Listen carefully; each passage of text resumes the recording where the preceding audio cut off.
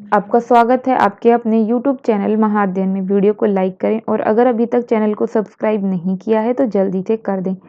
आज हम करने जा रहे हैं हमारी 8th स्टैंडर्ड की सोशल साइंस की वर्कशीट, जो कि है जियोग्राफी से, साथ में लेसन नंबर 5 से इंडस्ट्रीज। वर्कशीट का नंबर है 17 और आज हमारी डेट है 23 नवंबर। वैसे हम इंडस्ट्रीज के बारे में कुछ बातें पिछली बार भी कर चुके हैं और हमने जो क्लासिफिकेशन उसका किया था, उसके अलावा भी कुछ और बेस हैं जिस पर हम इसका क्लासिफिकेशन करते हैं, लाइक साइज, ओनरशिप। तो आज हम बात कर रहे हैं इंडस्ट्रीज के साइज और ओनरशिप के अकॉर्डिंग उसके डिवीजन की। तो शुरू करते हैं।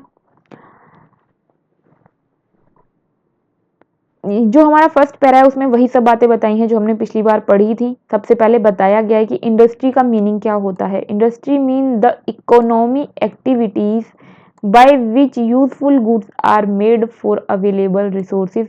एक्चुअली हमारे पास जो कुछ भी रिसोर्सेज होते हैं उससे हम गुड्स को बनाते हैं यूजफुल। जितनी पहले यूजफुल थी उससे भी ज्यादा यूजफुल हम उसको वैल्यूएबल बना देते हैं। ये काम होता है इंडस्ट्री के अंदर। अब हम बात कर रहे हैं क्लासिफिकेशन की।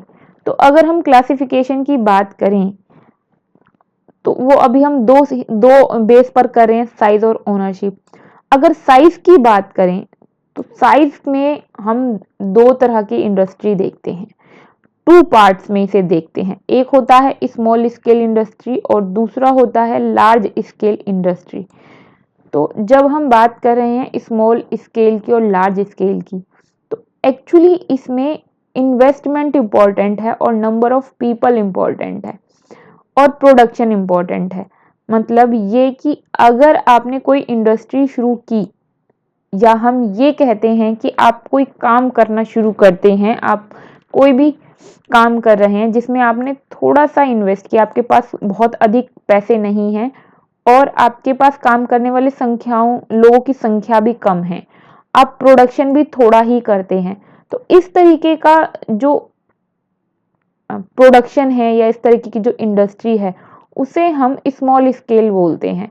जैसे हम घरों में भी कई सारे काम करते हैं, सिलाई करना, मोमबत्ती बनाना, ये सभी डोमेस्टिक इंडस्ट्री और कॉटेज इंडस्ट्री के अकॉर्डिंग हम इसे पढ़ते हैं और यही स्मॉल स्केल है। तो अगर आपसे पूछा जाए स्मॉल स्केल इंडस्ट्री, या आपसे पूछा जाए कॉटेज इंडस्ट्री, या आपसे पूछा जाए डोमेस्टिक इंडस्ट्री, तो ये एक ही है। और इसके कुछ एग्जांपल्स ले लेते हैं। Pottery making, jaggery making, soap making, candle making, basket weaving, ये सभी चीजें इसमें आती हैं। इसके अलावा भी और बहुत सारी चीजें आती हैं जो भी एग्जांपल्स मैंने आपको दिए। तो बेसिकली अगर हम ये कहें कि इसमें हैंडमेड काम होता है, इसमें जो प्रोडक्शन है वो हैंडमेड है, तो ये बात बिल्कुल ठीक होगी। तो इस तरह के प्रोडक्शन को बोलते हैं स्मॉल स्केल प्रोडक्शन या स्मॉल स्केल इंडस्ट्री। अब बात कर रहे हैं हम दूसरे इंपॉर्टेंट पॉइंट की कि इसका दूसरा बेस क्या है। तो ये स्मॉल है तो डेफिनेटली वो दूसरा लार्ज ही होगा। तो लार्ज स्केल इंडस्ट्री की हम फिलहाल बात कर रहे हैं। लार्ज स्केल इंडस्ट्री में क्या होता है, ज्यादा इन्वेस्टमेंट होती है, मतलब ज्यादा मनी उसमें लगाया जाता है और बहुत सारे वर्कर्स को इसमें काम मिल जाता है, प्रोडक्शन भी बहुत सारी होती है और इसीलिए इन्हें ज्यादातर ऐसी जगहों पर सेटअप किया जाता है जहां पे रेजिडेंशियल एरिया ना हो। रेजिडेंशियल एरिया मतलब होता है जहां पे हम रहते हैं, बहुत सारे लोग रहते हैं। तो जहां बहुत सारे लोग रहते हैं वहां पर इन्हें नहीं बनाया जाता, दूर रखा जाता है। तो ऐसा क्यों है? ऐसा इसलिए है क्योंकि ये बड़े बड़े कारखाने या कंपनी होते हैं, इनके अंदर पॉल्यूशन होने के भी चांसेस ज्यादा होते हैं। एक तो ये रीजन है कि पॉल्यूशन की वजह से इन्हें दूर लगाया जाता है।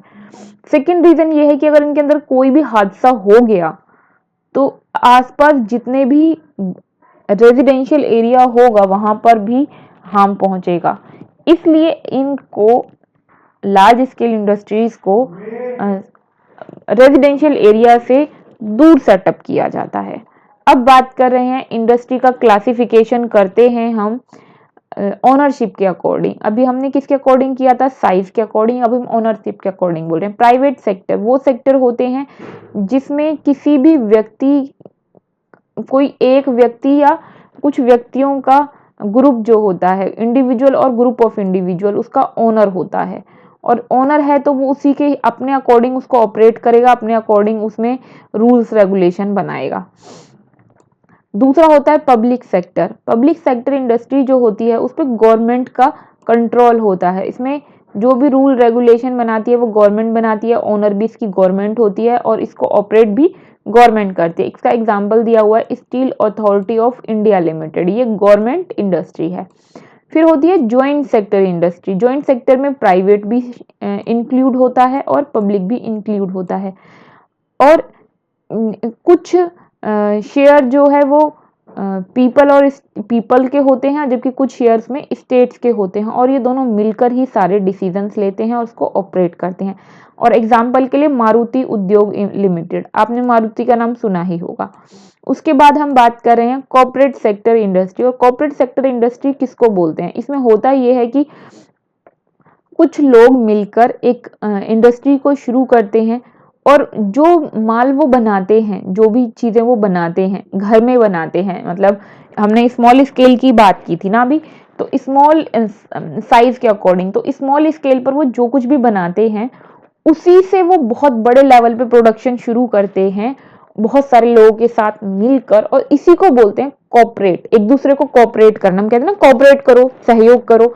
तो इसी तरह के जो इंडस्ट्री होती है कोऑपरेटिव इंडस्ट्री बोलते हैं, सेक्टर इंडस्ट्री बोलते हैं। लाइक आनंद मिल्क यूनियन, लोगों ने खुद ही मिलकर ये शुरू किया आनंद मिल्क यूनियन को, और धीरे धीरे धीरे धीरे इसका विस्तार किया, जिसके अकॉर्डिंग आज हम देखते हैं बहुत सारी जगहों पर आनंद मिल्क के प्रोडक्शन हम देख पाते हैं।